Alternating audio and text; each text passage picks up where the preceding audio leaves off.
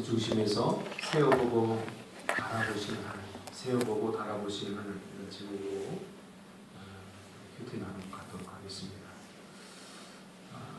벨사살 왕이 꿈을 꾸고 그 꿈의 내용을 꿈이 아니라 글자가, 연애 중에 글자가 나타나서 글자가 여기 쓰여지죠. 쓰여진 글자의 이 내용은 메네메네 데겔 우바르시, 이제 아람어예요. 아람어인데 성경은 구약은 히브리어와 그다음에 신약은 헬라어와 아람어로 쓰여졌죠. 근데 구약에 나오는 몇 안 되는 아람어 중에 본문에 나오는 메네라고 하는 말은 숫자를 셈하다. 메네가 두 번 반복됐죠? 또 뭐겠어요? 세고 또 세어갔다고 말이죠. 메네 숫자를 셈하다. 데겔은 무게를 재다. 그렇죠? 우바르신이라고 하는데 바르신이라고 하는 것은 나누다. 그리고 앞에 우는 연결선입니다. 그러므로 나눌 것이다. 나누다. 세어보고, 숫자를 세어보고 또 무게를 재어보았다. 도저히 안 되겠다. 그러므로 나눌 것이다. 이런 말이죠. 왕을 세우는 것은 하나님의 손에 달려 있습니다. 왕을 세우고 왕을 폐하는 것. 다니엘이 이미 고백했습니다. 세우고 폐하는 것은 왕의 손에 달려있다. 오늘 우리도 마찬가지입니다. 우리 인생을 시작하게 하고 끝마치게 하시는 분은 하나님입니다. 우리를 어떤 자리로 오르게 하시고 또 그 자리에서 패하게 하시는 분도 하나님이십니다. 우리가 절대로 착각해서는 안 되는 것이 있지요.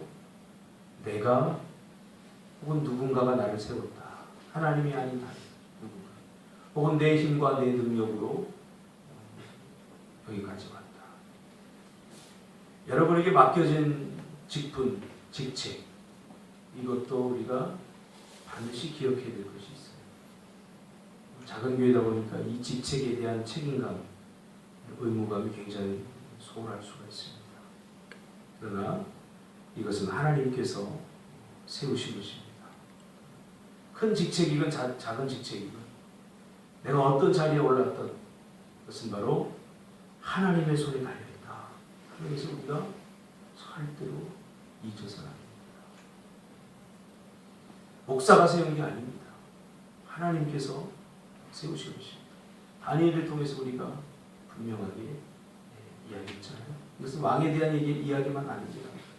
역사를 주관하시는 하나님께서 우리 인생 가운데 모든 직분과 그리고 모든 직책들을 세우기도 하시고 폐하기도 하신다. 반드시 여러분 기억하시기를 바랍니다. 그러나 그 하나님은 세우시기만 하느냐? 아니죠. 거기에 적합하고 합당한 그러한 일들을 잘 감당하고 있습니다. 하나님이 세우셨는데 그 일들을 잘 감당하고 있습니다. 하나님은 세워보고 달아보신다는 거죠. 달아보신다. 근데 정말 적합하게 하죠. 그래서 제가 가끔 얘기하죠. 목사님 못하겠어요. 나는 더 이상 안 되겠어요. 하는 것은 비록 자기가 하는 것 같지만 결국은 하나님께서 하시는 거예요. 못하게 하시는 마음이 안 될 것 같으니까 안 되게 하시는 우리가 정신 차려야 돼요. 하나님께서 우리에게 맡겨주신 일들을 우리가 어떤 자세와 태도로 감당하는 굉장히 중요한 것입니다. 오늘 벨사살 왕은 그래서 메데파사 왕에게 결국은 죽게 되죠. 저는 보면 메데 사람 다리오가 나라를 얻었는데 그때 다리오는 60세였다. 그러니까 바벨론은 뭐예요? 결국 초대 왕 누구죠? 느부갓네살. 원래 발음으로 보니까 나보폴라살. 일반 책에 일반 역사에 나보폴라살 이렇게 나오죠. 우리는 이제 느부갓네살 이렇게 나오죠. 참 대단한 왕이죠. 또 이 벨사살도 마찬가지입니다. 그 유적들이 많이 남아 있는데 유명한 그 갈그미스 전투 때 애국 왕 느고를 없애고 땅을 굉장히 확장시키죠. 애국 하수부터 유프라디스까지 그리고 시리아, 모압, 암몬 다 제압하죠. 상당히 확장되다가 7년 동안 어떤 학자들은 병에 걸렸고 성경에 비슷하게 나오는데 제가 보기에는 이건 반란. 그래서 아들이 벨사살 왕위를 내어줍니다. 결국 세어보고 달아보니까 도저히 안 되겠다. 오늘 이 하나님은 우리를 세어보고 달아보십니다. 세어보고 달아보십니다. 하나님 보시는 건 뭐냐? 뭘 세어보고 뭘 달아볼까? 이거 중요하게 오늘 본문의 말씀에서 핵심이 하나님께 세워보고 달아보는데 뭘 세워보고 뭘 달아보느냐. 딱 한 가지입니다. 교만하냐 교만하지 않냐.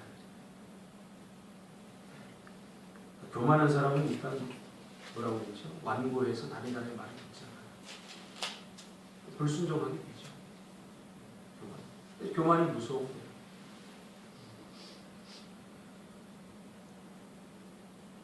우리의 삶은 하나님이 세워볼 때 너무 가볍진 않은가. 하나님의 잣대에 모자라지 않은가. 근데 벨사살 왕이 교만하기 때문에 버림받은 것은 아닙니다. 사실. 왜 버림받았죠? 하나님이 지적한 건 교만이에요. 교만. 하나님께서 모든 것을 다 주관하고 계신데 아니라는 자기를 계속 드높이잖아요. 그리고 하나님을 없이 여기잖아요. 이것처럼 교만한 게 어디 있습니까? 교만의 무서움, 자기 교만하다는 게 모르는 거죠. 교만 때문에 버림받은 건 아닙니다. 왜 버림받았죠, 준서가?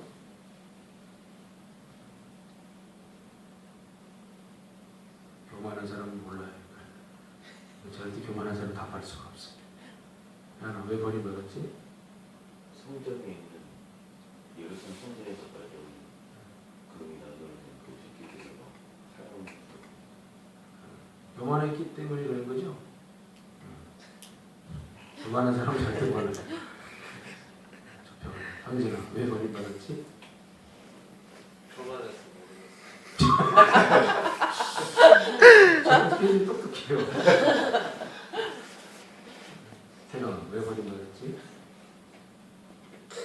돌이키지 않아서 맞아. 응? 돌이키지 않아서. 그래요. 죄를 진다고 버림받지 않습니다. 교만하다고 버림받지 않습니다. 그 삶을 중지하지 않고 돌이키지 않기 때문에. 성경을 읽어봐요, 자세히. 죄졌다고 버림받은 경우가 있어요? 없어요. 하나님은 죄를 지을 때 선지자를 통해서 이야기하고 다니엘을 통해서 계속 이야기하잖아요. 하나님의 살아계심과 하나님의 능력을 나타내 보이잖아요. 중요한 게 뭐예요? 현석이 이미 알고 있기 때문에 현석이 사람의 때가 있다. 돌이키지 않잖아요. 돌이키지 않아요. 죄 지었다고 잘못했다고 교만하다고 하나님은 절대 버리지 않습니다. 그 삶을 멈추지 않고 중지하지 않고 돌이키지 않고 회개하지 않을 때 하나님도 더 이상 손쓸 그러니까 성경에 계속 나타나지 않습니까? 아무도 하나님도 건질 수 없는 사람 자신의 잘못된 삶을 돌이키지 않고 오늘 낮 설교도 비슷한 설교입니다. 하나님의 세워보고 하나님이 바라봤습니다. 바라보기 전에 우리 자신을 한번 바라보세요. 우리는 잘못된 것이 없는가. 매일매일 회개하는 사람. 어떤 사람이 그래요. 회개하려고 해도 회개할 게 별로 없어요. 둘 중에 하나죠. 진짜 부감각한 사람. 죄를 죄인지 모르는 사람. 큰 죄를 짓고도 있는 사람으로 양심이 갇혀 있는 거죠. 또 하나는 죄가 정말 복권합니다. 둘 중에 하나. 기억하세요. 우리 누구나 잘못할 수 있고 누구나 실수할 수 있고 하나님 앞에서 그럴 수 있어요. 그러나 회개하지 않으면 더 이상 우리는 기회가 없죠. 매일매일 하나님이 우리를 세워보고 평가하기 전에 우리 자신들이 나를 보고 평가하시기 바랍니다. 그리고 돌이키고 잘못된 것이 있을 때 즉시 하나님 잘못했습니다. 하나님 용서해 주세요. 하는 이거 잘못된 거 아닙니다. 하나님 앞에서 늘 하나님 불쌍히 여겨주세요. 자비를 베풀어 주세요. 긍휼을 베풀어 주세요. 이게 우리가 가져야 될 자세가 됩니다. 그래서 세상 사람들은 그래요. 아니 교회 다니는 사람들은 뭘 이렇게 잘못을 많이 하길래 매일 하나님 앞에 잘못하고 매일 용서를 구합니다. 그러니까 예수 믿는 사람들은 하나님 주신 양심으로 살기 때문에 요만한 것 하나 하나님 앞에 잘못해도 양심의 가치를 갖죠. 정말 큰 죄를 졌기 때문이 아니라 그만큼 영성이 살아있고 영원히 살아있고 민감하기 때문에 작은 것 하나에 그렇게 반응을 하게 되죠. 반면에 세상 사람들은 양심이 마비되었고 하나님의 통치를 받지 않기 때문에 큰 죄를 짓고도 별로 잘못하고 있는 거예요. 보세요. 10명, 17명 죽이고 나는 당연히 해야 할 일을 했다. 이렇게 하잖아요. 어제도 제가 나폴레옹 영화를 보는데 한 사람을 어떻게 하다가 한 사람을 죽이고도 막 양심이 갇히는 곳에서 막 고통을 당하는 사람이 있는 반면에 수십 명, 수백 명을 죽이고도 까딱없는 사람이 있어요. 그 사람이 용감한 사람처럼 보이죠. 용기 있는 사람처럼 보이죠. 그렇지 않습니다. 진정한 용기 있는 사람은 잘못했습니다. 자기 자존심 다 내려놓고 자기를 낮추는 행위가 오늘도 철저히 자신을 낮추시길 바랍니다. 현진이 알았지? 어떻게 낮출까요? 똑똑해요. 알아듣는 건 알아들어요. 낮추는 거는 잘 회개가 잘못했습니다. 앞으로 하나님 잘하겠습니다. 나에게 더 기회를 주세요. 기도하겠습니다.